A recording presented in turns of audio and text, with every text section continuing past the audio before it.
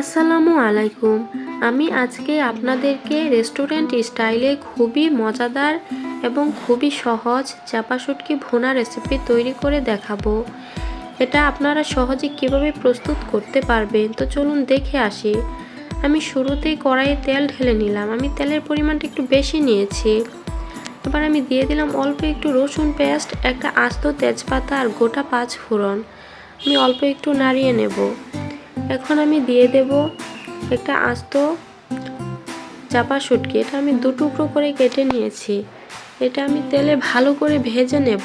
যখন ভাজা হয়ে যাবে তখন আমি বড় কাঁটাগুলি তুলে নেব, এতে করে খাবার সময় অসুবিধা হবে না। এখন আমি দিয়ে দেব পেঁয়াজ কুচি। এখানে আমি হাফ কাপ পরিমাণ পেঁয়াজ কুচি নিয়ে নিয়েছি। আর আমি দিয়ে দেব পেঁয়াজ কুচির 3 ভাগের 1 ভাগ পরিমাণ রসুন কুচি। আমি সাথে দিয়ে দিচ্ছি কাঁচামরিচ কুচি। আমি সবগুলি ভালো করে একসাথে মিশিয়ে নেব। এই রেসিপিটা কিন্তু খুবই সহজ, খেতে দুর্দান্ত মজার হয়। আমি দিয়ে দিয়েছি অল্প একটু রসুন পেস্ট, জিরে গুঁড়ো, অল্প একটু 5 ফোড়ন গুঁড়ো। আর আমি দিয়ে দেব হলুদের গুঁড়ো। যেহেতু আমি কাঁচামরিচের পরিমাণটা বেশি ব্যবহার করেছি, তাই আমি আর মরিচের গুঁড়ো ব্যবহার করব না। আমি এখন দিয়ে দেব স্বাদমতো লবণ। এটা অবশ্যই আপনারা আপনাদের টেস্ট অনুযায়ী দিয়ে দেবেন। এখন আমি সবগুলো একসাথে ভালো করে মিশিয়ে নেব।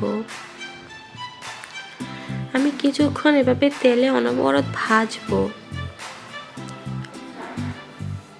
যখন আমার ভাজা হয়ে যাবে তখন আমি এখানে ঝোলটা অ্যাড করব। এটা কিন্তু যে কোনো নতুন রাঁধুনি চাইলে সহজেই প্রস্তুত করে নিতে পারবে, কোনো রকম ঝামেলা ছাড়াই। আমি এখানে পানি অ্যাড করে দিলাম। এবার আমি ঢাকনা দিয়ে ঢেকে দেব। ফিরে এলাম কিছুক্ষণ পর। দেখতেই পাচ্ছেন এর কালারটা কত সুন্দর হয়েছে। এটা দেখতে যেমন সুন্দর, খেতে কিন্তু তেমনই মজার হয়। আবার আমি ঢাকনা দিয়ে কিছুক্ষণ পর ফিরে এলাম। আমি আবার নাড়িয়ে নিচ্ছি। কিছুক্ষণ এভাবে নেড়েচেড়ে নিলেই আমার রান্না প্রায় কমপ্লিট হয়ে যাবে। আমার রান্না একদম শেষের দিকে চলে এসেছে।